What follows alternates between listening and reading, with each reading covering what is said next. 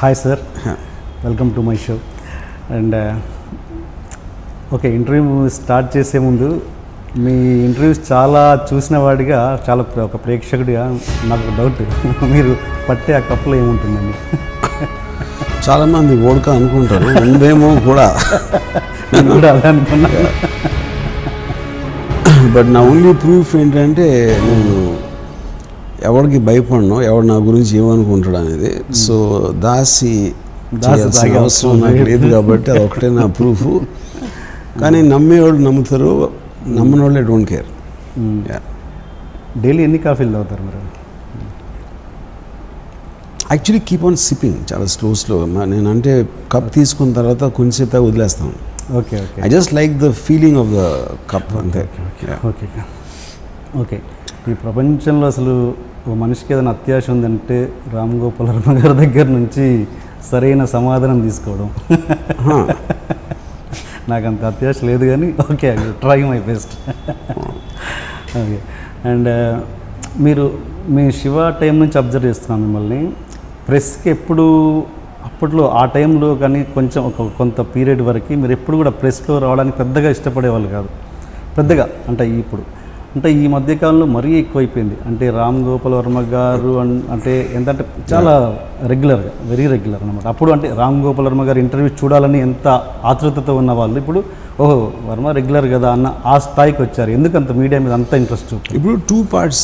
ఫస్ట్లో నాకు మీడియా మీద ఇంట్రెస్ట్ లేదు, లేకపోతే రాలేదు అనేది కరెక్ట్ కాదు. First of all to start with, దానికి కారణం ఏంటంటే అటప్పుడు మీడియా ఎక్కువ లేదు అసలు ఆ టైంలో.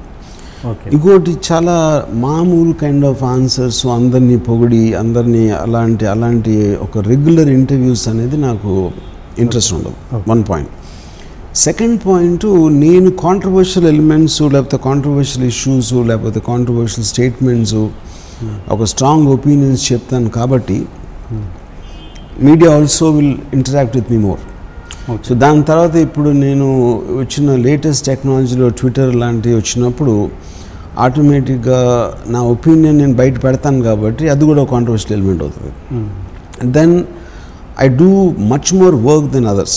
నేను అందరికన్నా ఎక్కువ సినిమాలు తీస్తాను. సో ఆటోమేటిక్గా అది కూడా ఫ్రీక్వెన్సీ అనేది పెరుగుతుంది. సో ఐ థింక్ ఈ ఫ్యాక్టర్స్ అన్నిటి వలన I appear more in the media. అదేదో కాన్షియస్ డెసిషన్ కాదు, అంతకుముందు చేయలేదు ఇప్పుడు ఎక్కువ చేస్తున్నాను అనేది. మీరు దేవుణ్ణి నమ్మరు, అంతేగా? నమ్మరు దేవుడు. మరి వినాయకుడిని ఆ మధ్య ఒకసారి మొక్కిన ఫోటో ఏదో నెట్లో బాగా వచ్చింది కదా, అది దాని గురించి. ఇప్పుడు అది వ్యంగ్యానికి నిజానికి తేడా తెలియకపోతే వాళ్ళు మూర్ఖులు అవుతారు. వాళ్ళని కూడా ఎంటర్టైన్ చేయాల్సిన అవసరం అప్పుడప్పుడు నాకు అనిపిస్తుంది. ఓకే. గోవిందా షూటింగ్ టైంలో మీరు చెప్పులు ఇచ్చేసి ఎడిటింగ్ షూట్లో వెళ్ళేవారంట, నిజమేనా అది? నో. నేను ఒక్కడనే నేను సెట్లో కూడా మన బాలాజీ ఇంటర్నల్ టెంపుల్ వేసాం సెట్, దాంట్లో నేను ఒక్కడనే షూస్తో తిరిగేవాడిని. మొత్తం యూనిట్ అందరూ చెప్పులు వదిలేసి దిగేవారు. Okay okay. ఇది కన్నడ రైటర్, ఒక ఫేమస్ రైటర్ మొన్న ఒక చంపేశారు. ఇది కల్బుర్గి సంథింగ్ లైక్ దట్, ఏదో పేరు నాకు గుర్తుకలేదు సరిగా. అతను ఏంటంటే ఇలాగే దేవుడు అంటే నాకు లెక్క చేయనని చెప్పేసి విగ్రహాల మీద మూత్రం పోసారు. సో మరి మీ దేవుడు ఏం చేయలేదు కదా నన్ను అనేసి అన్న ఏదో స్టేట్మెంట్ ఇచ్చారు. తర్వాత 4 monthsకి ఎవరో పర్సన్ వచ్చేసి ఫ్లాట్కి వచ్చి ఇక్కడ కల్బుర్గి అంటే ఎవరు అంటే నేనే అంటే గన్ పేర్చి చంపేశారు. సో నేను అనేది అంటే ఇలా చిన్న వాటికి పబ్లిక్ చాలా ఇదిగా రియాక్ట్ అవుతున్నారు కదా, మీరు అలాంటి పరిస్థితుల్లో ఇలాంటి స్టేట్మెంట్స్? ధైర్యం అనేది కొంతమందికి ఉంటుంది. ధైర్యం అనేది అంటే ఇప్పుడు నేను ఎలా నా ఇష్టం వచ్చినట్టు బతకాలన్నప్పుడే దాన్ని బతుకుంటారు. ఎవరో ఏదో అంటారు, ఎవరో ఏదో చేస్తారు అని ఇమాజినేషన్కి చేస్తూ బతకడం కన్నా మీరు అనుకున్నట్టు బతికి ఏదైనా అయితే అప్పుడు చూద్దాం. ఏంటి అసలు వర్మ గారికి ఇంత ధైర్యం ఏంటి? ఏం చూసుకొని అంటే ఏంటి మీ ధైర్యం ఏంటి? నేను చిన్నప్పటి నుంచి అంతే. నాకు దేవుడు ధైర్యం ఇచ్చాడు, ఒక వరం. ఏది బిఫోర్ అంటే అప్పటి నుంచి అంటే నేనది నన్ను పుట్టించిన ధైర్యంతో పుట్టించాడు. ఓకే. అంటే నేనది ఇంత ధైర్యం శివ టైంలో ఉందా మీకు? నాకు ఎప్పుడు ఉంది, నా కాలేజ్ టైం నుంచి ఉంది అది. ఓకే. సిద్ధార్థ ఇంజనీరింగ్ కాలేజ్లో చదువుతున్నప్పుడు కానీ ఇంటర్మీడియట్ న్యూసెన్స్ కాలేజ్లో ఉన్నప్పుడు కూడా నేను ఇలాగే ఉండేవాడిని. అంటే దేవుణ్ణి నమ్మని ఆర్జీవి గురించి మీ అభిమానులు అసలు ఆర్జీవి నా దేవుడు అని కొన్ని వేల మంది లక్షల మంది ఉన్నారు. ఆర్జీవి నా దేవుడు అన్న పదం వాడుతూ ఆ దేవుని నమ్మిన ఆర్జీవి గురించి ఆయన దేవుడు అనే పదం వాడుకుంటూ ఎలా ఉంటున్నారు? ఇప్పుడు అది వాళ్ళు ఇప్పుడు చాలామంది ఒక ఫాలో అవ్వటం అనే ఒక సైకాలజీలో ఉంటారు. టోటల్గా ఫాలోవర్స్ లీడర్స్ అని ఇద్దరు తెగలు ఉంటాయి జాతిలో. ఫాలోవర్స్ అనేది ఒక మైండ్ సెట్ ఉండదు. ఏదో ఒకటి ఆ దేవుడిని ఫాలో అవ్వచ్చు, ఒక థాట్ ఫాలో అవ్వచ్చు, ఒక ఇజంని ఫాలో అవ్వచ్చు, లేకపోతే ఒక పొలిటికల్ లీడర్ని ఫాలో అవ్వచ్చు, లేకపోతే ఫ్రెండ్స్ గ్రూప్లో ఒక పర్టికులర్ ఫ్రెండ్ని ఎక్కువ మంది నమ్ముతారు. అది ఇట్స్ హ్యూమన్ సైకాలజీ. దాంట్లో కొంతమంది ఏమైనా అనొచ్చు, కానీ I don't think they themselves know. ఎందుకంటే నిజమైన వ్యక్తిత్వం ఉన్న ఎవ్వడో కూడా ఇంకొకరిని ఫాలో అవ్వడు ఎప్పుడు. సో మీ అభిమానులంతా మూర్ఖులు అంటారు? 100%. ఎవరిని ఫాలో అయినా వాళ్ళు మూర్ఖులు. ఎమోషన్స్ అంటే తెలియదు, కన్నీరు అంటే ఏంటో తెలియదు అన్నట్టుగా ప్రపంచానికి చూపించుకునే రామ్ గోపాల్ వర్మ గారు ఒక జియా ఖాన్ చనిపోయినప్పుడు కొంచెం కన్నీరు పెట్టారట, నిజమేనా? నేను చాలాసార్లు పెట్టాను యాక్చువల్గా. నేను అది మాట్లాడదాను. Jiah Khan also was one case definitely. అంటే కొన్ని వేరే సార్లు చూసి ఉండకపోవచ్చు, అక్కడ కెమెరా ఉండకపోవచ్చు. ఇది కూడా కెమెరాలో మీరు ఏడవలేదు? ఈ సందర్భంలో కూడా మీరు కెమెరా ముందు ఏడవలేదు? కెమెరా ముందు వేసి అనుకుంటా లేదు, ఒక ఇంటర్వ్యూలో వచ్చింది. అవునా? ఓకే. ఏంటి అంత అటాచ్మెంట్ ఏంటి? అది నాకు తనకి సంబంధించింది. ఓకే, సరే. అంటే ఓకే. అండ్ ఇప్పుడు ఊర్మిళగా మీరు ఎక్కువ ట్రావెల్ చేసింది ఊర్మిళతో మీరు అనుకుంటున్నారు అది? అంతేగా. అంటే నేను అనేది సినిమాల పరంగా, నాట్ పర్సనల్. సినిమాలకు సంబంధించి మీరు 11, 12 సినిమాలు చేశారు. ఇప్పుడు ప్రజెంట్ అంతే కదండి, ఎక్కువ సినిమాలు చేసింది తనతో మీరు. ఇప్పుడు ఎలా ఉంది మీ రిలేషన్? ఇప్పుడు నేను అమ్మాయిని ప్రేమించడం మానేసి అమ్మాయిల్ని ప్రేమించడం మొదలెట్టింది. ఓకే. సో అమ్మాయిల్ని వేరే అమ్మాయిల్ని, అందరు అమ్మాయిల్ని ప్రేమించడం మొదలుపెట్టింది. అంటే ఇలా మీరు ప్రతిసారి ఇలా ఏమంటారు, మిమ్మల్ని మీరు నెగటివ్ చేసుకోవడంలో ఎక్కువ ఇంట్రెస్ట్ చూపుతుంటారా? ఇలా నెగిటివ్ అని మీరు అనుకుంటున్నారు. నేను ఏంటి అనేది నేను ఎక్స్ప్రెస్ చేస్తున్నాను. దాని మీద ఒపీనియన్ అనేది వాళ్ళ సెన్సిబిలిటీ, వాళ్ళకున్న బ్యాక్గ్రౌండ్ బట్టి అర్థమవుతుంది. ఓకే. ఆర్జీవి గారి చివరి రోజులు ఎలా ఉంటాయని కొంచెం ఎలా ఉంటాయని అనుకుంటున్నారు? చివరి రోజులు అంటే ఫస్ట్ ఆఫ్ ఆల్ చివరి రోజులు అనేది ఒకటి మీకు ఇన్ఫర్మిటీయా, లేకపోతే సడన్గా డెత్ వస్తుందని ముందు తెలుస్తుందా? ఈ ఫ్యాక్టర్స్ తెలియకపోతే చివరి రోజులను ఎట్లా చెప్తాం? సరే, మీరు ఇప్పుడు నేను ఇన్ఫార్మ్ అంటే ఇప్పుడు నేను నా పనులు నేను చేసుకోలేకుండా ఎవరి మీద ఆసరా పడే ఇలాంటి సమయం వచ్చినప్పుడు నేను చచ్చిపోతాను. Because I don't like to depend upon anybody. సరే, మీకు దేవుడు లాంగ్ లైఫ్ ఇచ్చాడు అనుకుందాం. అప్పుడు లాంగ్ లైఫ్ ఇచ్చినప్పుడు చివరి రోజులు ఉండవు కదా? ఎందుకుండవు? ఎలా ఉంటాయి? అది చెప్తుంది కదా. లాంగ్ లైఫ్ మీన్స్ అదే 80 or 90 అనుకోండి. అది కాదు పాయింట్, అది కాదు. అంటే మీరు వయసు వచ్చి మీ పనులు మీరు చేసుకోలేని ఒక టైం అలాంటిది వచ్చినప్పుడు నేను చచ్చిపోతాను చివరి రోజులు రాకుండానే. ఓకే. ఎలా అంటే I commit suicide, I do something. Okay, అదే అడుగుతున్నాను. అలా అదే నేను అంటే మెథడ్ ఇంకా ఆలోచిస్తే అప్పుడు ఆలోచిస్తాను. ఎంతసేపు అది ఒక గంట ఆలోచిస్తే మంచి కరెక్ట్ తెలుస్తుంది. జియా ఖాన్ సూసైడ్ చేసుకుంది కదా, దాని మీద మీ అభిప్రాయం ఏంటండి? అది అభిప్రాయం ఉంటుంది. ఆబ్వియస్లీ ఎవరు ఏం చేసినా వాళ్ళకు అప్పుడున్న మానసిక స్థితిలో ఎలాంటి ఫ్యాక్టర్స్ని ప్రెజర్ చేశాయన్న దాని మీద నుంచి అలాంటి డెసిషన్ వస్తుంది. దాంట్లో నా అభిప్రాయం ఉంటుంది. అసలు సూసైడ్స్ మీద మీ అభిప్రాయం ఏంటి? సూసైడ్స్ ఐ థింక్ ఇట్స్ ఇప్పుడు ఆ సర్కమ్స్టాన్సెస్ ఫేస్ చేయనప్పుడు ఎగ్జాక్ట్లీ ఏ పరిస్థితిలో మనిషి తనకున్న ఒక స్ట్రెంగ్త్ ఆఫ్ మైండ్ కానీ ఆ పరిస్థితి కానీ రకరకాల కారణాలు, ఆ కారణాలు అనేది ఏ రెండు సూసైడ్కి ఒకటే ఉండదు. అలాంటప్పుడు దాన్ని జనరలైజ్ చేసి చెప్పడం అనేది కరెక్ట్ కాదు. ఓకే. సో సూసైడ్ చేసుకోవడము ఎటువంటి అది డెసిషన్ తను ఒక వ్యక్తి తీసుకుని డెసిషన్ అది. అప్పుడు తన లైఫ్ తన ఇష్టం. అప్పుడు తన లైఫ్ని ఏ కారణం చేత తను సూసైడ్ చేసుకున్నారని నిర్ణయించుకున్నారో ఆ ఫ్యాక్టర్స్ని సరిచేసే ఒక కెపాసిటీ మీకు లేనప్పుడు నోరు మూసుకుని కూర్చోాలి. ఓకే. ఓకే. అంటే జియా ఖాన్ చనిపోయే ముందు ఒక 15-20 రోజుల ముందు మీ ఆఫీస్కి వచ్చారని ఏదో మీకు చెప్పడానికి ట్రై చేసిందని, అది ఏం చెప్పేదో తను అన్న గిల్టీనెస్ మీరు ఇప్పటికీ ఫీల్ అవుతారని. అవును. నిజమేనది? అవును. ఓకే. అండ్ ఇంకొక మీ మీద అపవాదం ఏంటంటే మీరు టెక్నీషియన్స్కి కానీ మీ నటీనటులకు కానీ సరిగా పేమెంట్ ఇవ్వరని. అది ఎంతవరకు నిజమండి? ఇప్పుడు జనరల్ నేను 25 years పైన నుంచి ఉన్నాను ప్రొడ్యూసర్గా, డైరెక్టర్గా. ఇలాంటిది నిజమైతే వాళ్ళు అప్పుడు వాళ్ళు చేయకూడదు కానీ వాళ్ళు చెప్పాలి, కానీ నేను అట్లా చెప్తాను. చాలామంది ఇండస్ట్రీలో చెప్పుకుంటున్నారు. అదే అంటున్నా. అప్పుడు నాకు యాక్టర్ అని చెప్పానండి. చాలామంది చెప్పుకుంటున్నారు అపవాదు అని. అంటే అప్పుడు ఎవరో చెప్తే అది కరెక్ట్ కాదో చెప్తాను నేను కొన్ని వందలు వేల మందితో పనిచేస్తాను నేను. Okay. Every in my career. Okay. So అందులో ఎవరన్నారు ఏం సినిమా అనేది వాళ్ళు చెప్పకపోతే నాకు ఎట్లా తెలుస్తుంది? సో మీరు పర్ఫెక్ట్గా పేమెంట్ ఇస్తారు. నేను ఎప్పుడు ఇవ్వను. ఫస్ట్ ఆఫ్ ఆల్ నేను ప్రొడ్యూసర్ కాదు, నేను డబ్బుల విషయం నేను చూడను. నా జేబులో ఎప్పుడు రూపాయి ఉండదు. సరే మీరు అదే చెప్తున్నా ఏమండి. Okay, I am nothing to do with production. నేను ఎప్పుడు నా చేత్తో రూపాయి ఎవరికి ఇవ్వలేదు. ఓకే. నేను డబ్బుల విషయం మాట్లాడను ఇప్పుడు ఎవరితో. ఓకే. ఓకే. సో అలాంటప్పుడు నేను పేమెంట్ ఇచ్చానా లేదా అనేది నాకు తెలియదు. ఓకే. మీరు రక్త చరిత్ర సినిమా అప్పుడు ఆ కెమెరామెన్ అమోల్ రాథోడ్ అమోల్ రాథోడ్ అనుకుంటాను, ఆ సినిమా మొత్తానికి మీరు 25,000 ఏదో ఇచ్చారు అంటున్నాను. తర్వాత ఇమీడియట్గా మీరు తర్వాత పెద్ద సినిమాకి 25 లక్షలు తీసుకోవడం ఏదో జరిగింది సంథింగ్. పెద్ద సినిమా అంటే అంత వేరియేషన్, అంటే టెక్నీషియన్కి అంత వేరియేషన్ అన్నది ఎట్లా అనేది? అది ఇప్పుడు 25 లక్షలు ఇచ్చేవాడికి కెమెరా గురించి తెలియదు కాబట్టి వాడు ఇస్తాడు. కెమెరా ఏం చేయాలి నాకు తెలుసు కాబట్టి నేను ఇవ్వను, అంతగానే ఏం లేదు అక్కడ. అమోల్ రాథోడు ఇప్పుడు తను 50-60 లక్షలు తీసుకుంటున్నాడు. అవును. మొన్న ఒకసారి వచ్చి నన్ను ఒకసారి మళ్ళీ ఇంకొకసారి సినిమా చేద్దామని అడిగాను.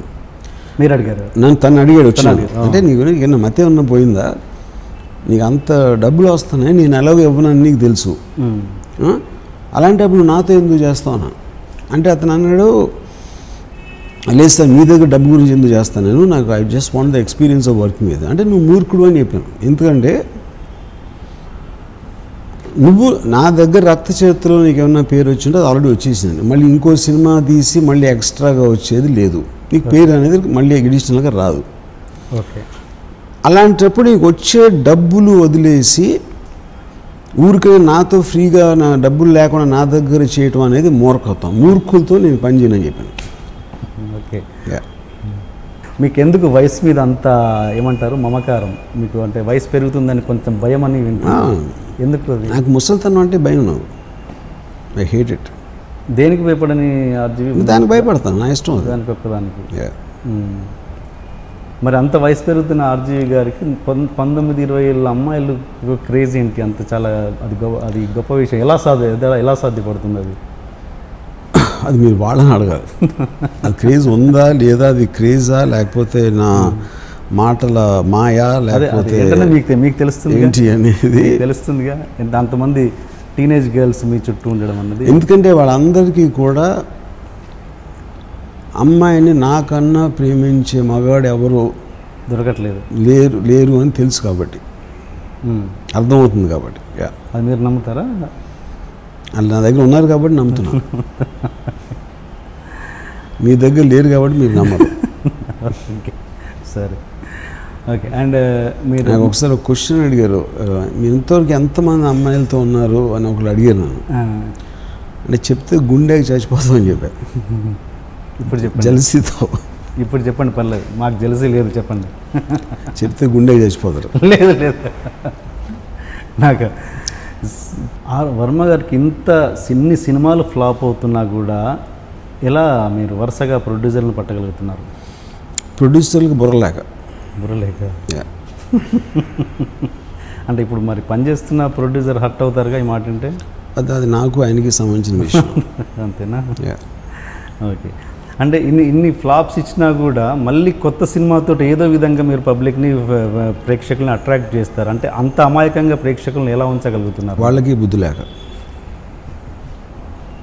అంతే. మీరు క్లారిటీగా ఏది చెప్పారు కదా. ఇప్పుడు ఇంతకన్నా క్లారిటీ ఎవరు చెప్తారు? ఇంతకన్నా క్లారిటీ ఏముంటుంది? అయినా కూడా మిమ్మల్ని ప్రేమించడం బుద్ధి తక్కువ వాళ్ళది. అంతేనండి. అండ్ మీరు పెట్టిన కంపెనీకి, ఈ కంపెనీ కాదు, మామూలుగా బాలీవుడ్లో బర్గర్ కంపెనీ అనే పేరు వినబడ్డది నాకు. అది ఎంతవరకు నిజం అండి? బర్గర్ ఏంటది? బర్గర్ కంపెనీ అంటుంటారంట, అది ఎంతవరకు? దీన్ని మామూలుగా మీరు ఒక ఆఫీస్ మామూలుగా మీరు పెట్టారు కదా, ఒక ఆర్గనైజేషన్ పెడతారు ఇంతకుముందు ప్రీవియస్ కంపెనీ అని. వర్మ తీసే సినిమాలన్నీ మామూలుగా బర్గర్ కంపెనీ. బర్గర్ అని నాకు అర్థం. బర్గర్ అంటే ఏంటి? అంటే మన తెలుగులో చెప్పుకోవాలనుకుంటే ఉప్మా కంపెనీ అన్నట్టు. అలా అంటే ఏంటి దాని మీనింగ్? అంటే ఏదో తోసిన సినిమాలు తీస్తూ ఉంటారు అన్నట్టుగా అది ఉద్దేశం. ఇప్పుడు నేను ఈ కంపెనీలో 5 ఫిల్మ్స్ 30 crore అబౌవ్ బడ్జెట్లో తీస్తున్నాను. ఇప్పుడు ఈ బర్గర్ సినిమాలు అని అంటే 30 crore above. Whether it is Sarkar 3 or Rai or the next one love story, ఈ 3 సినిమాలు already there in the series. And then I'm making a web series for international market which is again around 25 crores budget అది. Yeah, so అది burger సినిమాలు అనుకుంటే అది burger company అవుతుంది. Burger company పెడితే మీరు నెలకి 20 లక్షలు ఖర్చు అవుతుంది ఈ ప్లేస్కి. బర్గర్ కంపెనీ పెడితే ఎట్లా అవుతుంది అది? అదే అడుగుతున్నాను నేను, ఇదే అడుగుతున్నాను సార్ మిమ్మల్ని. ఇంత ఏదో మీకు వెనక శక్తి లేకుండా ఇంత ఒక వ్యవస్థను ఎలా నడుపుతున్నారు మీరు అన్నది వరుసగా కంటిన్యూస్ ఫ్లాప్స్. శక్తి లేదని ఎందుకు అనుకుంటున్నారు? నా వెనకాల ఉన్న శక్తి దేవుడు. మళ్ళీ దేవుడు అంటారు. వెంకటేశ్వర స్వామి నాకు డబ్బులు పంపిస్తున్నాడు. మీరు వెళ్ళి అక్కడ కొండెక్కి హుండీలు వేసిన డబ్బులన్నీ ఇక్కడికి వస్తున్నాయి. లేకపోతే ఎలా నడుపుతుంది అనుకుంటున్నారు? మీకు దేవుడు నమ్మకం లేదుగా మీకు? ఆయన నమ్ముతున్నాను, నేను నమ్మను ఆయన. అంటే ఏదో వ్యక్తి ద్వారా మీ దగ్గర పంపిస్తున్నాడు.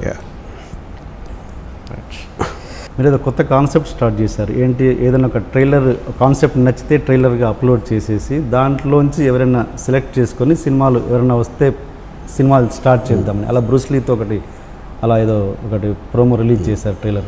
అది ఎంతవరకు వచ్చింది? అది దాని రిజల్ట్ ఏంటండి? అది మీకు ఎవడో అర్థం కానోడు ఎవడో చెప్పాడు దీని గురించి. That doesn't work like that. లేదండి. బ్రూస్లీ సినిమా ఉందా? ఉంది, అన్నీ ఉన్నాయి, 7 ఉన్నాయి. బ్రూస్లీ ఒకటే కాదు.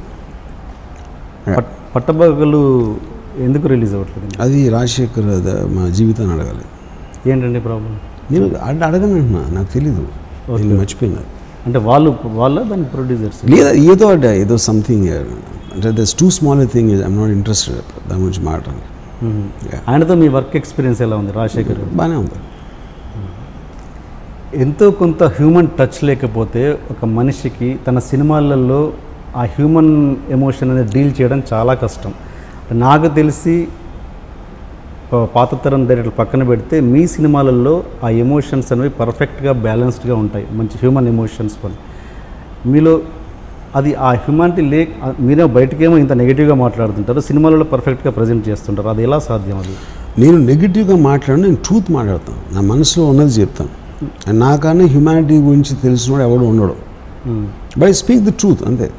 నేను ఫీల్ అయింది నేను చెప్తాను. నేను అన్ని ఒక రిలీజియస్ ఆస్పెక్ట్లో కానీ, ఒక సోషల్ ఎథిక్స్లోని, లేకపోతే ఒక మారల్ వాల్యూస్ని నేను పక్కన పెట్టి నేను ఎగ్జాక్ట్గా ఫీల్ అయింది నేను చెప్తాను.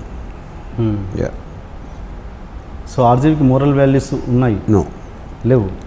మారల్ వాల్యూస్ అనేది నాకు అర్థం అవ్వాలి, ఎవడో చెప్పాడు కాబట్టి. ఇప్పుడు ఫర్ ఎగ్జాంపుల్ మీరు నాకు ఎవరైనా గుడ్ మార్నింగ్ చెప్తే నాకు చిరాకు వస్తుంది, ఎందుకంటే మనకి తిరిగి గుడ్ మార్నింగ్ చెప్పాలి. నువ్వు గుడ్ మార్నింగ్ చెప్పిన వల్ల నా మార్నింగ్ గుడ్ అవ్వదు, నేను చెప్పిన వల్ల నీ మార్నింగ్ గుడ్ అవ్వదు. అలాంటప్పుడు వేస్ట్ఫుల్ కాన్వర్జేషన్ నాతో ఎప్పుడు చేయొద్దని చెప్తాను నేను. అప్పుడు ఇంత చిన్నదానికి ఇంత పెద్ద ఇది ఇవ్వాలంటే అది నా ఇష్టం. ఎందుకంటే నేను నా ప్రతి సెకండ్ నా లైఫ్లో I want to enjoy that. I don't want to waste it for anyone. ఒక నీడ్లెస్ కాన్వర్జేషన్ దాంతో. సో అలాంటప్పుడు ఆబ్వియస్లీ మీరు ఒక దేవుడు ఆస్పెక్ట్, సోషల్ ఆస్పెక్ట్లో ఇప్పుడు కంట్రీ, దేశభక్తి. నాకు దేశభక్తి లేదు. నా పక్కింటోడు అంటే నాకు ఇష్టం ఉండదు. ఇంక దేశం అంటే ఏంటి ఇష్టం? సో నాకు I know the aspect of it. దానివల్ల నేను అట్లా మాట్లాడతాను. తెలియకుండా ఊరికనే ఒక ప్రోగ్రామ్ రోబోస్ లాగా ఇలా అయితే ఇక్కడ దండం పెట్టాలి, అక్కడ నమస్కారం పెట్టాలి, ఇక్కడేమో ఏంటి జనగణమన వస్తే లేచి నుంచోవాలి అనే ఒక ప్రోగ్రామ్డ్ షీప్ మెంటాలిటీ నేను అసలు కేర్ చేయను. ఓకే. అంటే ఎమోషన్స్ అంత పర్ఫెక్ట్గా ఉంటాయి, ఇంత రూడ్గా ఇంత స్ట్రైట్ ఫార్వర్డ్గా ఉండే మనిషి అంత ఎమోషన్స్ క్యాప్చర్ ఎలా చేయగలరు అన్నది నా పాయింట్. అందుకనే చేయగలుగుతాను. నేను ఎమోషన్స్ని కంట్రోల్ చేస్తాను, ఎమోషన్స్ని నన్ను కంట్రోల్ చేయనివాను. అప్పుడే అందుకని నాకు అర్థం అవుతాయి ఎమోషన్స్. ఎమోషన్స్లో మీరు ఎప్పుడైతే మునిగిపోయారో దాని లోపల మునిగిపోయి చచ్చిపోతారు. పైనుంచి అబ్జర్వ్ చేసినప్పుడు ఒక దానిపైన బోట్ ఏదాలా లేకపోతే ఒక బోట్ తయారు చేయొచ్చా, రాఫ్ట్ తయారు చేయొచ్చా, ఇట్లాంటి ఐడియాలు వచ్చి మీకు వాటర్ అనేది అర్థమవుతుంది. వాటర్ లోపల ఉంటే అర్థమవుతుంది వాటర్. ఓకే, ఇంత అంటే మీరు దీన్ని ఎంతవరకు తీసుకుంటారో, ఇంత మీకు ఇచ్చిన ప్రేక్షకులకి కానీ సినిమా ఇండస్ట్రీకి కానీ మీరు మళ్ళీ తిరిగి ఏమి ఇవ్వాలనుకుంటున్నారు? నేను ఉట్టి తీసుకుంటాను కానీ ఎప్పుడు ఎవరికి ఇవ్వను. సో ప్రేక్షకులకి సొసైటీ ప్రేక్షకు నా సినిమా నచ్చితే చూస్తారు, లేకపోతే చూడరు, అంతగా నీకేంటి. ఓకే, మిమ్మల్ని ఈ స్థాయిలో నిలబడిపోయి అట్లీస్ట్ ఇండస్ట్రీకి ఇండస్ట్రీ అనేది ఉండదని. ఇండస్ట్రీ అనేది కేవలం మీడియాలో ఒక వర్డ్. అది ఇండస్ట్రీ ఏంటి? ఇండస్ట్రీ అంటే మీనింగ్ ఏంటి అసలు? అది ఎవడో వచ్చా డబ్బులు పెట్టి సినిమా ఎవడో యాక్ట్ చేస్తున్నాడు, ఎవడో కెమెరా చేస్తున్నాడు, ఇంకోటి ఎవడో ఏదో చేస్తాడు, వాళ్ళ బతుకులు వాళ్ళు బతుకుతున్నారు. వాళ్ళందరూ చేసిన ఒక ప్రోడక్ట్ వస్తుంది. ఆ ప్రోడక్ట్ని సినిమా కొంతమంది చూడొచ్చు, బాగా చూడొచ్చు, చూడకపోవచ్చు. ఇది తప్పిస్తే ఇండస్ట్రీ అనేది ఏమి ఉండదు. రోడ్డు మీద అందరూ నడుస్తున్నారు కాబట్టి రోడ్డు ఇండస్ట్రీ అవ్వదు కదా. అందరూ ఎవరి పనులు వాళ్ళు వెళ్తున్నారు రోడ్డు మీద. Same thing happens with cinema. Telugu cinema చరిత్ర తీసుకుంటే ఖచ్చితంగా శివ అనే సినిమా ఉంటుంది. మీరు నమ్మినా నమ్మకపోయినా శివ అనే ఒక సినిమాకి ఒక పేజ్ ఉంటుంది. అలా ఒక 50 years తర్వాత ఆర్జీవికి ఇండస్ట్రీలో ఏ ప్లేస్ ఉంటుంది? ఇప్పుడు మన పాత తరం వల్ల చెప్పుకుంటుంటాం. ఇప్పుడు నేను చచ్చిపోయిన ఒక సెకండ్ తర్వాత ప్రపంచం అంతా మాయమైపోయినా కూడా నేను కేర్ చేయను. 50 years తర్వాత ఏంటి నేను అనేది ఐ డోంట్ కేర్. ఇంకొకడు నా గురించి ఏం ఆలోచిస్తారని నేను పట్టించుకోను. ఓకే, మీకు ఇండస్ట్రీలో అత్యంత ఇష్టమైన వ్యక్తి, మీరు క్లోజ్ స్నేహితుడు వాడను? ఎవ్వరూ లేరు. ఓకే, ఇండస్ట్రీలో కాదు ఎక్కడ ఎవరు లేరు. ఓకే, అమితాబ్ బచ్చన్ గారు ఫోటో పెట్టడానికి కారణం? ఇది రిప్రజెంట్ అమితాబ్ బచ్చన్ ఫోటో కాదు, సర్కార్ ఫోటో. అది సర్కార్ అనేది ఒక థాట్, అది అదొక పవర్, అదొక ఫిలాసఫీ. ఓకే, అందుకోసం పెట్టారు. మీ తర్వాత వచ్చిన మీ అసిస్టెంట్స్ కూడా ఆల్మోస్ట్ మీలో ఎంతో కొంత పావుమందమో సగమో ఎంతో కొంత ఖచ్చితంగా మీ ఇది ఉంటుంది, మీ ప్రభావం వాళ్ళ మీద ఖచ్చితంగా ఉంది. జేడీ కావచ్చు, తేజ కావచ్చు, చాలామంది. అంటే మీరేంటి మీ అసిస్టెంట్స్ని మీ దగ్గరికి వచ్చాక అలా మారుతారా, లేదా మీరు అలాంటి అసిస్టెంట్స్నే చూస్ చేసుకుంటారా? ఎలా? చాలామంది ఐ థింక్ 2 factors ఉండొచ్చు. ఎందుకంటే నేను ఇండిపెండెంట్ వ్యక్తుల్ని నేను ఎక్కువ ఇష్టపడతాను. అతను డిసిషన్ తీసుకుని లేకపోతే ఒక యాటిట్యూడ్ ఉన్న మనుషులు ఎక్కువ ఇష్టపడతాను. తర్వాత నన్ను చూసినప్పుడు నా బిహేవియర్ బట్టి ఒక్కొక్కసారి వాళ్ళు ఇన్ఫ్లుయెన్స్ అవ్వచ్చు. ఎందుకంటే చాలాసార్లు నాకు చెప్తూ ఉంటారు అసిస్టెంట్లు నన్ను ఇమిటేట్ చేస్తూ ఉంటారు అని. అది ఒక స్ట్రాంగ్ పర్సనాలిటీ ఉన్నప్పుడు ఒక్కొక్కసారి అవ్వచ్చు అది. కానీ అది జనరలైజ్ చేయను. కొన్ని ఈ ఫ్యాక్టర్ అలా న్యాచురల్గా వాళ్ళు ఉండొచ్చు, లేకపోతే ఒక ఇన్ఫ్లుయెన్స్ కూడా ఉండొచ్చు ఒక్కొక్కసారి. మళ్ళీ బిగినింగ్ డేస్కి వస్తే మీరు మణిరత్నం గారితో గాయం అండ్ రెండు సినిమాలు వర్క్ చేశారు. తిరుడా దొంగ. అది చేసిన తర్వాత మళ్ళీ మీరు ట్రావెల్ అవ్వలేదు అంటే ఏంటి ఎనీ అదర్ రీజన్? వాటిలో కూడా ఏం వర్క్ చేసి మేము ఇద్దరం కలిసి ఒక సోరీ డిస్కషన్కి వెళ్ళాం. నేను చెప్పిన ఐడియా ఏది ఆయనకు నచ్చలేదు, ఆయన చెప్పిన ఐడియా ఏది నాకు నచ్చలేదు. కేవలం ఫ్రెండ్లీగా ఇద్దరు పేర్లు వేసుకున్నాం అంతేగాని తిరుడా నా కంట్రిబ్యూషన్ లేదు, గాయంలో ఆయన కంట్రిబ్యూషన్ లేదు. ఓకే, అసలు అంటే అంత ఆయనది మీకు అసలు ఇది కదా, అందుకనే జరగలేదు. ఆయన భిన్న స్లో మీన్స్ సెన్సిటివ్, మీరు కొంచెం అది కదా. అందుకే మళ్ళీ అంటే ఇప్పటికీ మీ రిలేషన్ కదా అప్పుడు కూడా లేదన్నా. అప్పుడు కూడా ఫ్రెండ్లీగా మాడుతూ ఉంటాం అంతే. ఇప్పుడు క్రియేటివ్గా ఇప్పుడు నేను ఆయన స్టోరీస్ నాకు నచ్చవు, నా స్టోరీస్ ఆయనకి నచ్చవు. ఇంకేం కంట్రిబ్యూషన్ అప్పుడు ఇంకేం ట్రావెల్. నాకు అక్కడక్కడ మణిరత్నం గారి సినిమాలు కొన్ని సీన్లు నచ్చాయి. ఆయనకి నా షార్ట్లు కూడా నచ్చవు. సీన్లు పక్కన పెట్టండి, సినిమాలు నచ్చవు, సీన్లు నచ్చవు, షార్ట్లు కూడా నచ్చవు. ఆయనకి శివ కూడా నచ్చలేదు సినిమా. ఓకే, మీకు ఆయనలో నచ్చిన సినిమాలు ఏంటి? ఏదో కొన్ని పాటలు అక్కడక్కడ some songs I like and some. మీకు నచ్చిన డైరెక్టర్ అండి ఇప్పుడు ప్రజెంట్ డైరెక్టర్స్లో? యాక్చువల్లీ నాకు ఫారిన్ ఫిల్మ్స్ ఎక్కువ. తెలుగు అసలు నేను చూడను సినిమా. రాజమౌళి గారి గురించి బాగా చెప్తారు కదా మీరు? ఓకే, రాజమౌళి సినిమా కన్నా నేను అప్పుడు చెప్పాను. నేను రామ్యూజియంలో నేను చెప్పినప్పుడు కూడా బాహుబలి చూడమని చెప్పాను నేను. Okay. I like his vision, I like the way that is taking forward cinema. నాకు సినిమాలో ఇష్యూస్ ఉండొచ్చు, okay, as a film maker, as a visionary, as a person అంటే ఒక లిమిట్స్ని పుష్ చేస్తున్న మనిషిగా నాకు చాలా రెస్పెక్ట్ రాజమౌళి అండి. And me close friend Satyendra గారు, ఆయన గురించి నాకు చాలామంది తెలియదు, నాకు తెలియదు, బట్ తెలుసుకోవాలని ఇంట్రెస్ట్ కొద్దిగా అడుగుతున్నాను. ఏంటి ఆయన మీ రిలేషన్, ఎలాంటి relation? Satyendra is almost like a teacher. ఒక అంటే టీచర్ అనే వర్డ్ నాకు ఇష్టం ఉండదు, but I would say that Satyendra నాకు కలవకపోతే నా లైఫ్లో ఏదో నాలో ఒక డిఫరెన్స్ ఉండేది. ఏం డిఫరెన్స్ అనేది కూడా నాకు తెలియదు. అంటే నేను అలాంటి కాబట్టి నేను అతన్ని కనెక్ట్ అయ్యానా, లేకపోతే అతను నా లైఫ్లో వచ్చిన మళ్ళీ ఇలా అయ్యానా అనేది ఇట్స్ ఎ వెరీ ఉన్నీస్ బీస్ కైండ్ ఆఫ్ ఏ థింగ్ అది. ఎందుకంటే ఇప్పుడు నాకు సత్యేంద్ర కాలేజీలో చెప్పింది ఒక్కొక్కసారి 30 ఏళ్ళ తర్వాత గుర్తొస్తుంది ఇప్పుడు మళ్ళీ. అని ఇప్పుడు అర్థం అవుతుంది కదా, అది చెప్పింది అప్పుడు నాకు గుర్తుండిపోయింది, కానీ ఐ డెంట్ అండర్స్టాండ్. సడన్గా నాకు ఇప్పుడు వెలుగుతుంది బల్బ్. ఓకే, యూనో, అంటే is the most intelligent man ever met in my life. నేను మెట్ అంటే ఐఎమ్ ఇంక్లూడింగ్ నేను చదివిన పుస్తకాలు కానీ నేను విన్న వ్యక్తుల గురించి, వాళ్ళందరికన్నా is a superior person, you know. So తను మాట్లాడే లాజిక్, తనకున్న రేషనల్ థింకింగ్, తనకున్న నాలెడ్జ్, ఇంక్లూడింగ్ సినిమా, అలాంటి మనిషిని నేను ఎప్పుడు చూడలేదు. సో ఆటోమేటిక్గా నేను నేను అసలు ఎవరికి ఇంటిమిడేట్ అవ్వను. I always intimidate people. But Satyendra దగ్గర నాకు ఒక ఇది ఉండేది, అంటే ఒక ఆల్మోస్ట్ ఒక ప్రెషర్ ఫీల్ ఇవ్వండి. అంటే తను ఇంప్రెస్ చేయాలి, లేకపోతే నేనంటే తను ఏమన్నా అనుకుంటాడా అంటే నన్ను ఎదవనుకుంటాడా ఇలా చెప్తే అని, అంటే కంటిన్యూస్గా తన ఎండార్స్మెంట్ కోసం ట్రై చేసేవాడిని. తనతో ఉన్న పరిచయం ఉన్నాను. అప్పుడు అంత ఇంటిమిడేషను నా లైఫ్లో ఎప్పుడు ఎవరితో ఫీల్ అవ్వలేను. ఇప్పటికీ టచ్లో ఉంటారా మీరు? Very rare.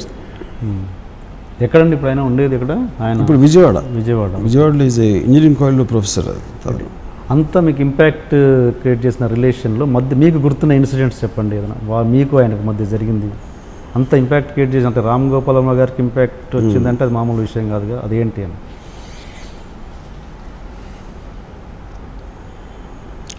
ఒకరోజు నేను విజయవాడలో ఊర్వశి థియేటర్లో పాపియాన్ సినిమా ఇవ్వడం వెళ్ళాం ఎదరం.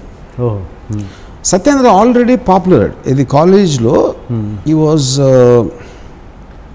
చాలా ఎక్స్ట్రాడినరీ ఇంటెలిజెంట్ అనేది లెక్చరర్స్లో కానీ స్టాఫ్లో కానీ ఉండేది, ఆ రెప్యుటేషన్ ఉండేది. దాని క్లాస్లో కూడా ఎలా చేస్తాడంటే టూత్ పేస్ట్ జైలు పెట్టిన వచ్చాడు. అంటే టూత్ పేస్ట్ కదా, టూత్ బ్రష్.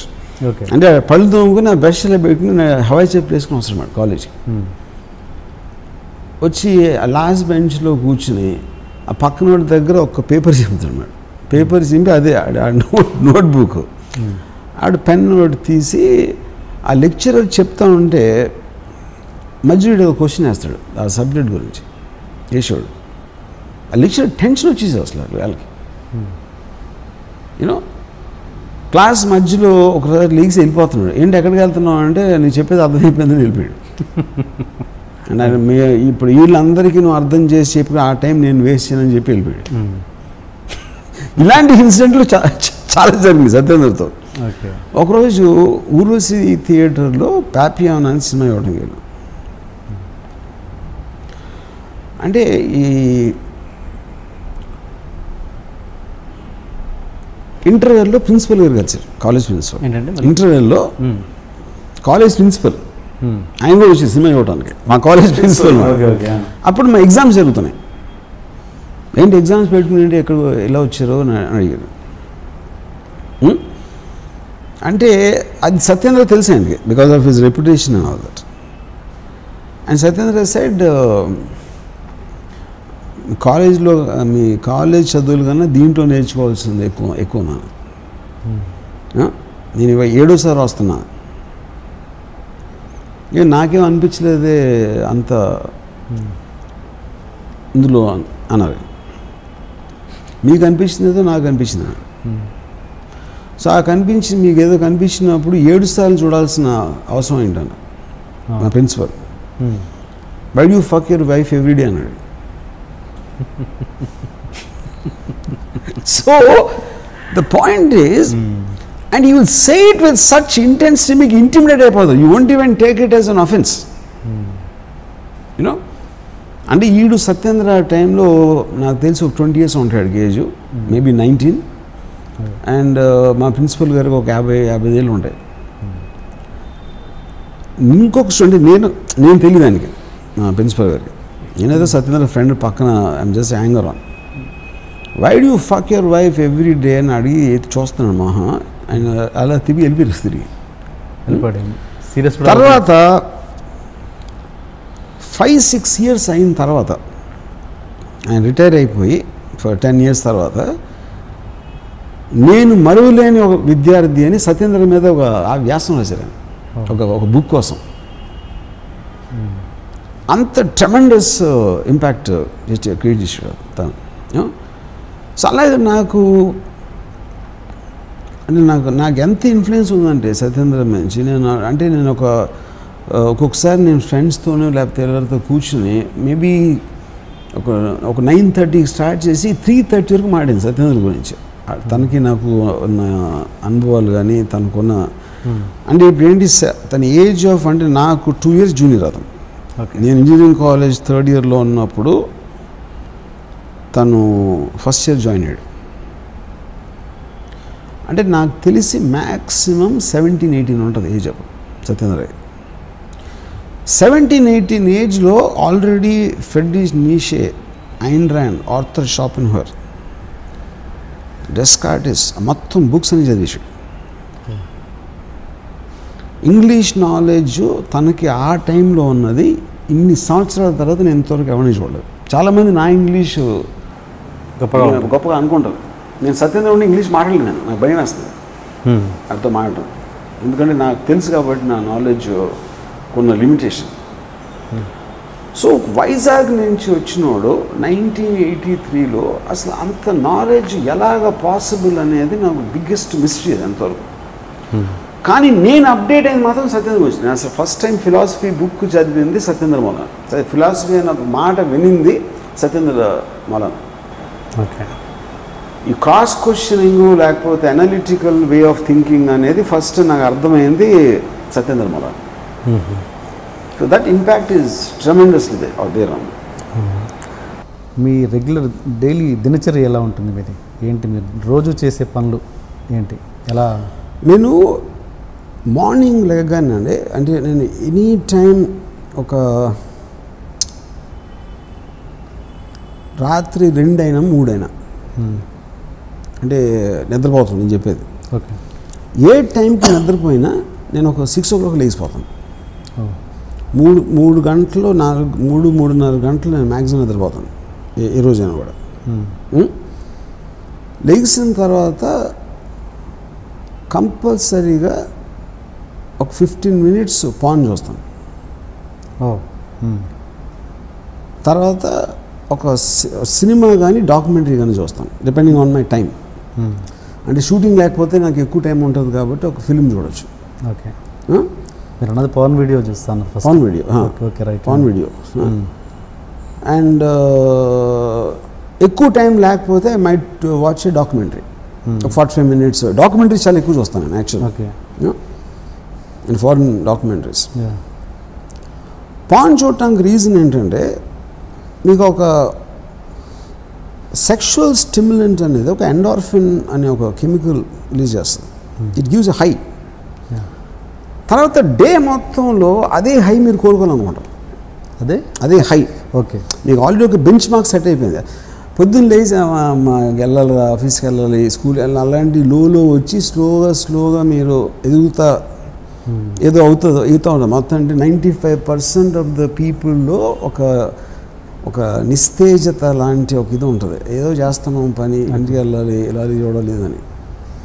ఎప్పుడైతే మీరు లెగ్గానే 15 minutes పాన్ చూస్తే అది ఆటోమేటిక్గా ఈ స్టిమ్యులెంట్స్ అన్నీ మీకు ఆల్రెడీ ఒక టాప్ దానికి రీచ్ అవ్వాలి. అంటే ఒక ఎనర్జీ ట్యాబ్లెట్ లాగా పడతాను నేను. ఓకే, లిటరల్గా. అది మీకు సెక్స్ చేస్తే కూడా వస్తుంది కదా? రాదు. ఎందుకంటే సెక్స్ చేస్తే దాని ముందు వెనకాల వేరే ఇంకా ఇవి ఉంటాయి, ఎడిషనల్ స్టోరీస్ ఉంటాయి. అది కట్ చేస్తే చేజ్ మాట అంతే. ఒక సీన్ కట్ చేస్తే చేజ్లో వెళ్తాను. అది ఉట్టి పాన్ చేయగలుగుతుంది కానీ real people can do that. Real people time evening.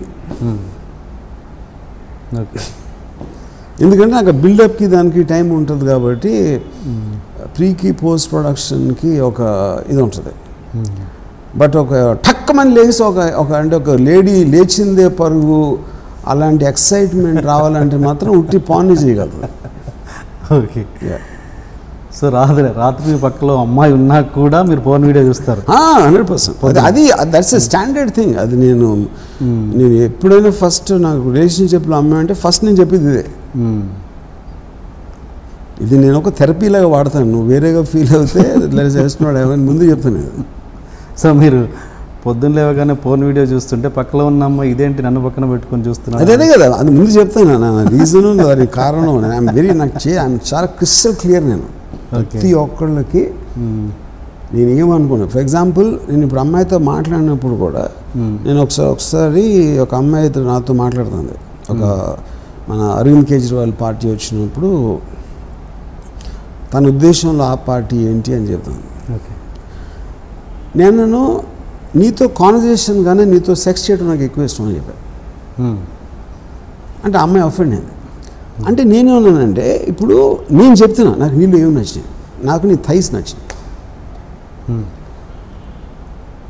నువ్వు నీ ఆ పార్టీ గురించి నువ్వు చెప్పే అభిప్రాయాలు నీ థైస్ ఉన్న బ్యూటీని రెడ్యూస్ చేస్తున్నాయి, ఇంపాక్ట్ డైల్యూట్ అయిపోతుంది.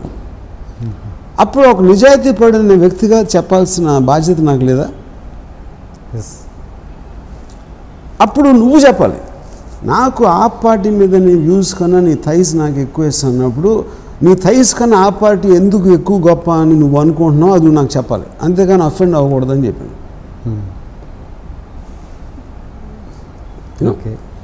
సో అది ఇప్పుడు అది ఫన్నీయా, లాజిక్కా, ఇంటెలిజెన్సా ఏంటి అనేది ఇప్పుడు మీరు ఇంత క్లారిటీగా మీరు ఏంటి నేను కార్డ్స్ ఆడుతున్నాను, నా కార్డ్స్ అన్ని చూపెడేస్తాను. ఇవి నా దగ్గర ఉన్నాయి, నేను దాచుకుని ఆడను. ఇప్పుడు నేను ఇది నా టైప్, ఇది నేను ఇట్లానే మాట్లాడతాను, ఇలాగే నా ఎక్స్ప్రెషన్స్.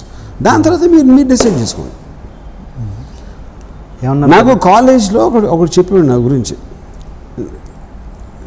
రామగోపాల్ నీతో ప్రాబ్లం ఏంటంటే నువ్వు ఒకటి అనుకుంటావు నాకు చెప్తావు, దానికి నేనేమనుకుంటాను కూడా నువ్వే చెప్తావు.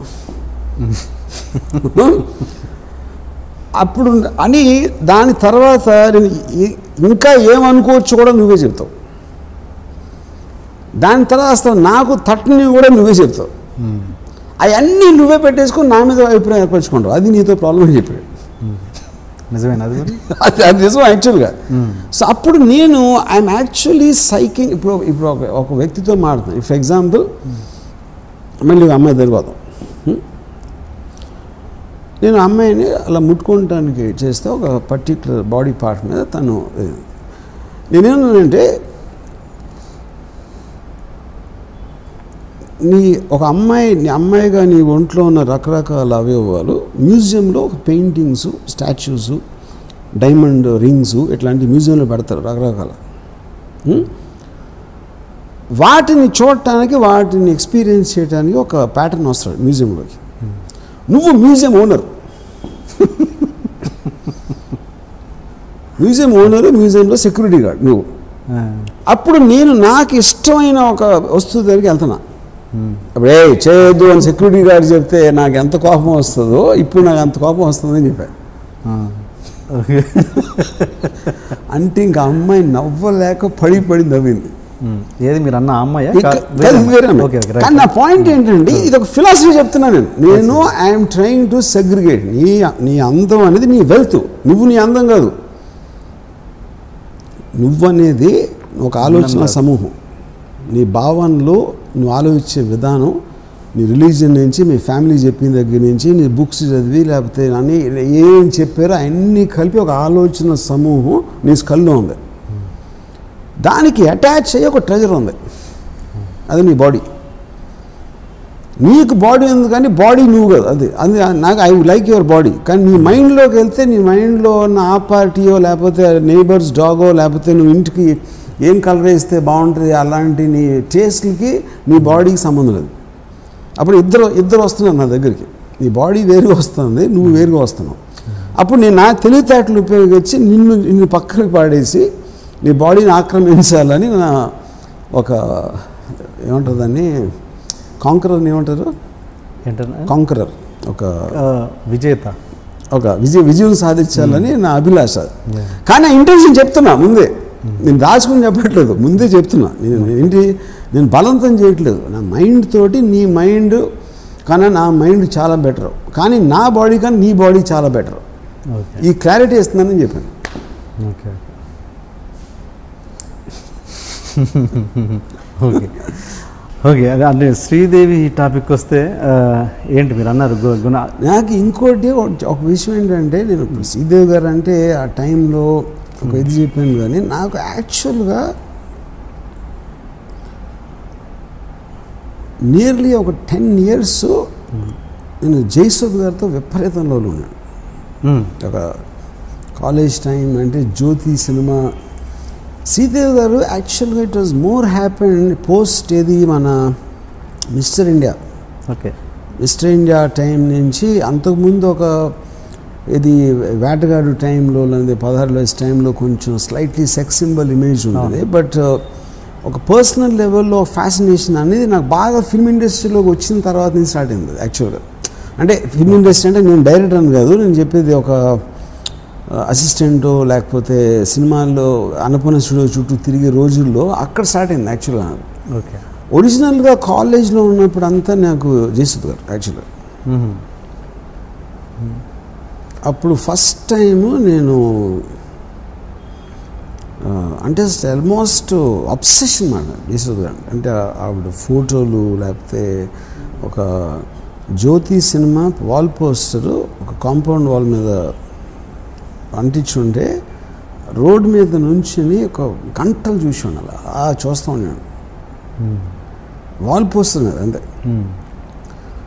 తర్వాత ఒకసారి ఫస్ట్ టైం శ్రీవారి వచ్చినట్లు షూటింగ్ జరుగుతూ ఉంటే మా ఫాదర్ని అడిగి జయసుధ అక్కడ జయసుధ్ గారు కొంచెం దూరంలో ఆవలిస్తున్నారు. అంటే ఒక సినిమా స్టార్ కూడా మనిషిలాగా మామూలు మనిషిలాగా ఆవలిస్తుందని నేను తట్టుకోలేకపోయాను. I just was disappointed and I felt betrayed అసలు. ఇంకోటి స్క్రీన్ మీద మీరు చూసినప్పుడు ఒకరిని అంత పెద్ద స్క్రీన్ మీద లైట్స్, కంపోజిషను, మ్యూజిక్, డైలాగ్తో చూస్తారు కాబట్టి సడన్గా ఏమీ లేకుండా బేరుగా చూసినప్పుడు ఎవరైనా డిసప్పాయింట్ చేస్తారు, ఇర్రెస్పెక్టివ్ అది ఎంత పెద్ద స్టార్ అని అవును. సో అన్ని సంవత్సరం అమరదీపం అనే సినిమా థర్డ్ ఇయర్ ఇంజనీరింగ్లో వచ్చింది. అది మన కృష్ణాంకిలో రాంప్రియ అని థియేటర్ ఉండేది. 7 సార్లు ఒక్క క్లోజప్ కోసం చూసాను ఆ సినిమా. జయసుధ్ గారు ఒకే ఒక క్లోజప్ ఒక పాటలో జస్ట్ ఒక మ్యాక్సిమం 3 seconds వస్తుంది అది ఆ షాట్ పాటలో. ఆ క్లోజప్ కోసం ఎగ్జామ్స్ జరుగుతున్న టైంలో 7 సార్లు చూసిన కేవలం ఆ క్లోజప్. ఆ మిగతా సినిమాకి నాకు సంబంధమే లేదు అసలు. అది యాక్టింగ్ కాదు, ఆవిడ ఏం యాక్ట్ చేశారో అది కూడా కాదు. తర్వాత ఒక ఫస్ట్ టైం రావు గారి ఇల్లులో పనిచేస్తున్నప్పుడు అసిస్టెంట్ డైరెక్టర్గా చేసిన రావు గారిలో తెలుసు. జయసుధ్ గారికి సీన్ పేపర్ ఏమని మన డైరెక్టర్ చెప్పారు తరుణి. అంటే ఫస్ట్ టైం జయసుధ్ గారికి 2 అడుగుల దూరంలో నిలబడే అవకాశం వచ్చింది. సో నేనే రాసిన సీన్ పైగా నేను మొత్తం రాసి ఆవిడకి ఇస్తున్నాను కాబట్టి ప్రతి వర్డు ఇది అది అంటే ఆ రోజుల్లో ఇది కూడా ల్యాప్టాప్ ఉండేది కదా, అన్ని హ్యాండ్ రైటింగ్ అవి చింపేసి మళ్ళీ రాసి నాకు చాలా బ్యాడ్ హ్యాండ్ రైటింగ్ పైగా తెలుగు రాయడం వచ్చా మీకు? Of course. నా హ్యాండ్ రైటింగ్ ఎంత అందంగా నా శక్తికి మించిన కృషి చేసి ఫైనల్గా సీన్ రాసి తీసుకెళ్ళాను. ఏది రాత్రంతా రాసి పొద్దున్న రాసి ఆవిడ షూటింగ్ వచ్చే టైంకి ఆవిడ కూర్చుని ఉంటే వెళ్ళి ఇచ్చాను పేపర్. నా మైండ్లో ఏంటి, ఆవిడ చదివి ఇంప్రెస్ అయిపోయి ఎవరు రాశారు అని ఒక బల్బులాగా ఆవిడ మొహం వెలిగి నేనే రాశాను అని చెప్దామని నా ఫ్లాష్ ఫార్వర్డ్ అయిపోయింది సీన్. ఆల్రెడీ మొత్తం బ్యాక్గ్రౌండ్ ఎడిటింగ్ వేసి నా మైండ్లో ప్లే అయింది అది ఆల్రెడీ చాలాసార్లు. నేను ఇవ్వగానే ఎన్ని పేజీలు అది first dialogue. Obviously I know ఆవిడ అన్ని సినిమాలు చేసాక మళ్ళీ సీన్ చూసి ఎక్సైట్ అయిపోయేంత సీన్ అనేది ఏ సీన్లోనే రాదు అంత ఒక ఆర్టిస్ట్కి. యూనో ఎన్ని పేజీలు అంటే నేను ఏదో చెప్పాను. అప్పుడు సీన్ వినిపిద్దామంటే ఉట్టి షార్ట్ చెప్పు చాలా. ఇప్పుడు ఆ సీన్ అంతా చదివి ఓపిక వినేది లేదు. అప్పుడు మొత్తం నా ప్రేమ నా ఆరాధన అంతా మీద ఒక చెంబుడు నీళ్లు టబాక్ వేసే అయిపోయింది అక్కడ. దాని తర్వాత మనీ సినిమాకి నేను ప్రొడ్యూస్ చేయడానికి ఆవిడతో మాట్లాడటానికి ఆవిడ ఇంటికి వెళ్ళాను. నేను ఇంకా తల దువ్వేసుకుని వేసి నాకున్న బెస్ట్ షర్ట్ అన్నీ వేసుకుని ఆవిడ ఇంటికి వెళ్ళి నేను బెల్ కొడితే తలుపు ఇలా తెరుచుకుంది. నాకేం కనపడలా.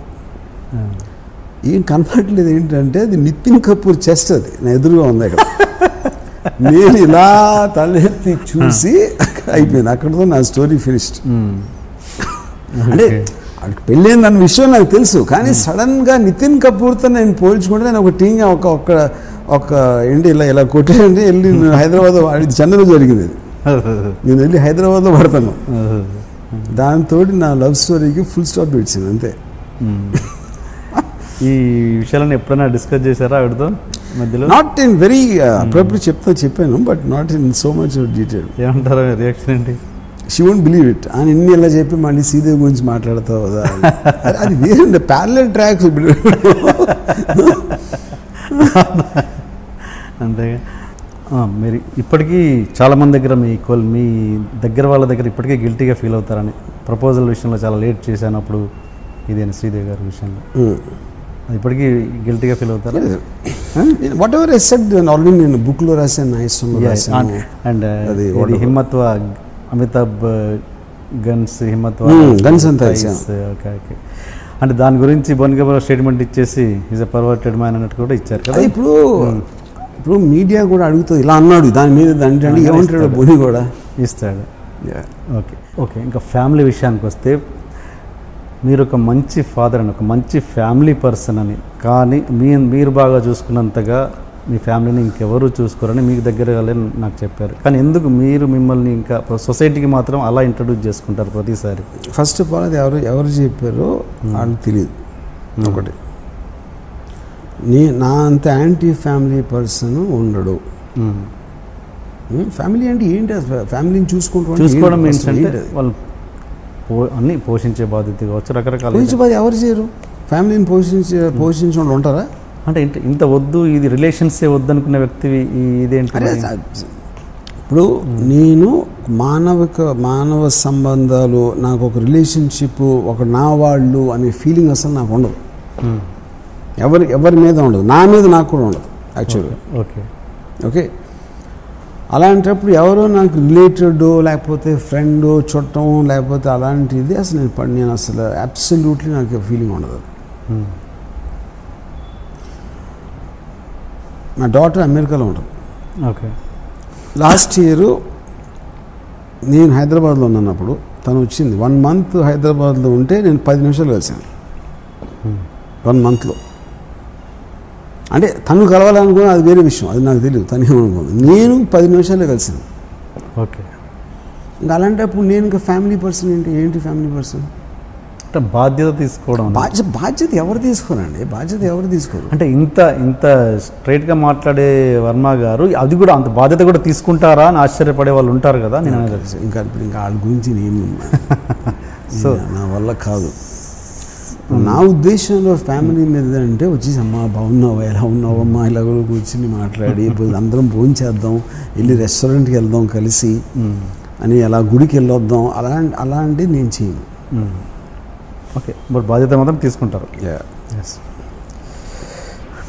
అంటే నిజం చెప్పండి, మీకు మీ భార్య పిల్లలు గుర్తొస్తారా లేదా అసలు ఎప్పుడు? నాకు I have a fundamental problem with the words. ఆ భార్య, పిల్ల, తల్లి, చెల్లి, అసలు ఆ వర్డ్స్ మనుషులు ఇందాక నాకు బంధాలు ఉండవు, బాంధవ్యాలు ఉండవు. ఓకే. నేను ఓకే బంధాలు లేవు, ఆ మనుషులు గుర్తొస్తారు. ఉండరు, ఎవ్వరు గుర్తున్నారు నాకు. ఓకే. నేను అప్పుడు చేస్తున్న నా సినిమాకి సంబంధించి, నా వర్క్కి సంబంధించిన మనుషులు, వాళ్ళతో నాకు పని ఉన్నప్పుడు వాళ్ళు గుర్తొస్తారు. ఓకే. అంతే. నా మొత్తం రిలేషన్షిప్స్ నా పనుల మీద డిపెండ్ అవుతాయి. ఓకే. నాకు వాళ్ళ నుంచి ఏమి కావాలి అన్నది ఒక్కటే నాకు మనుషులు గుర్తొస్తారు. మోర్ సెల్ఫిష్ అంత. Selfish of course. I'm selfish and self centred. It's more stronger then selfish. Yeah, self centred. మీకు మీది లవ్ మ్యారేజ్ కదా? యా. ఆ ఎపిసోడ్ చెప్పారు, మరి ఇదేమైనా చెప్పగలరా? లవ్ స్టోరీ, మీ లవ్ స్టోరీ ఎలా స్టార్ట్ అయింది?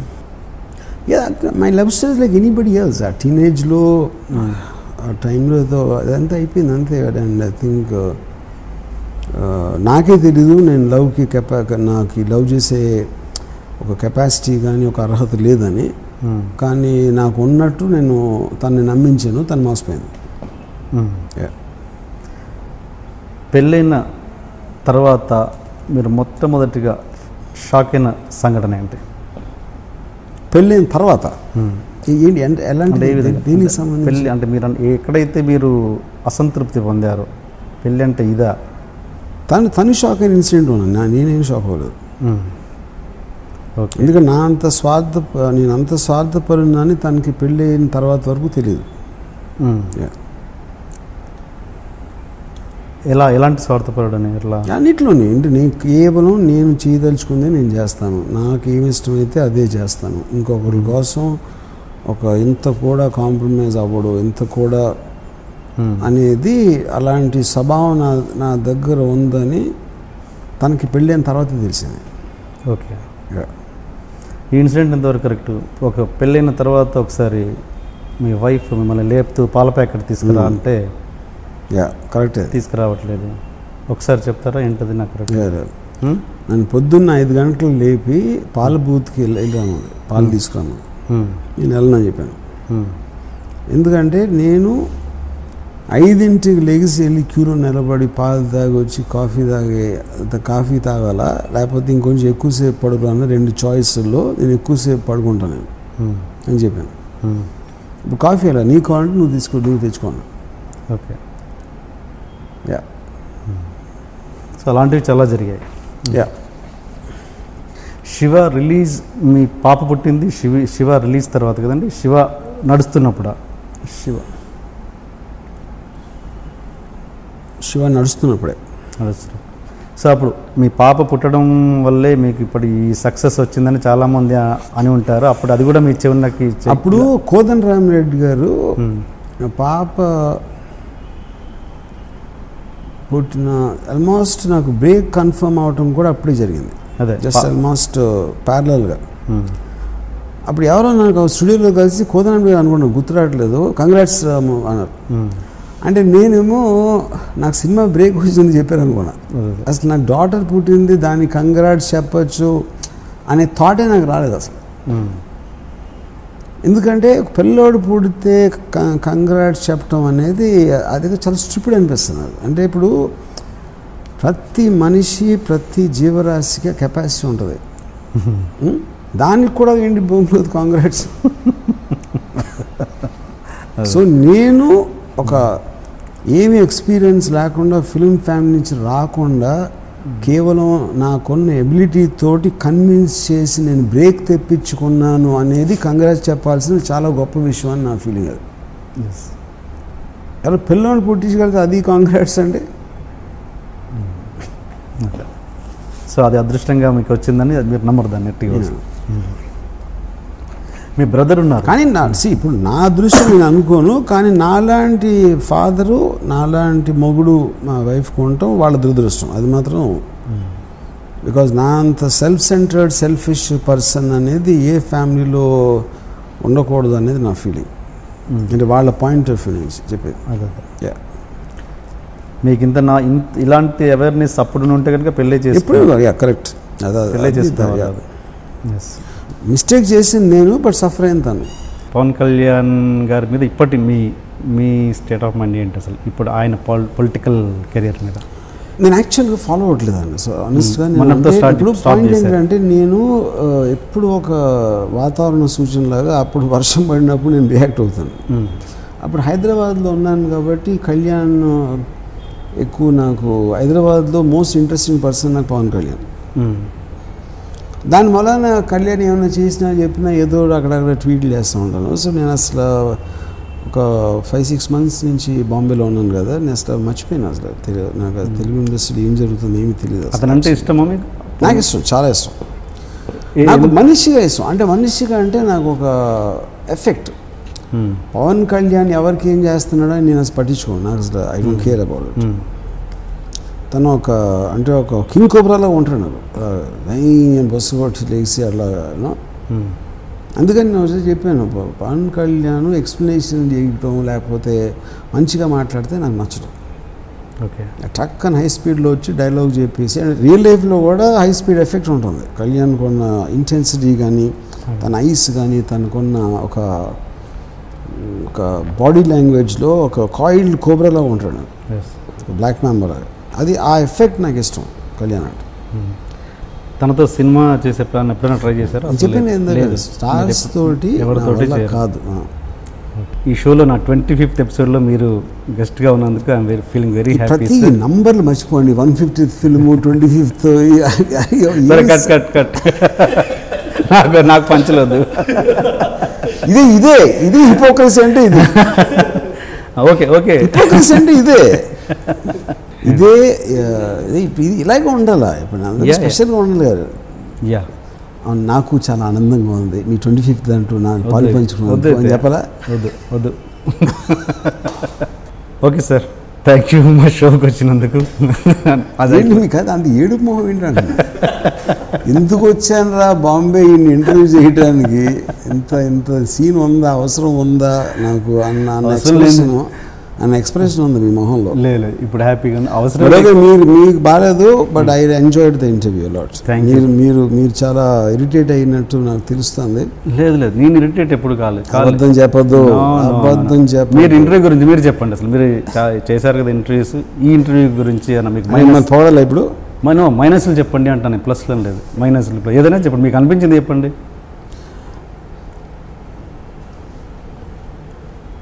I really like the interview. Thank you. నేను ఇప్పుడు నిజం చెప్తాను, నీకు తెలుసు కాబట్టి. ఎంతసేపు అంటే పనులు మానేసి కాదు, నా కోసం వచ్చిన అందమైన అమ్మాయిలతో కూడా మాట్లాడటం మానేసి మీ మాటలు ఇంటూ కూర్చున్నానంటే ఎంతకన్నా కాంప్లిమెంట్ నేను ఇవ్వను.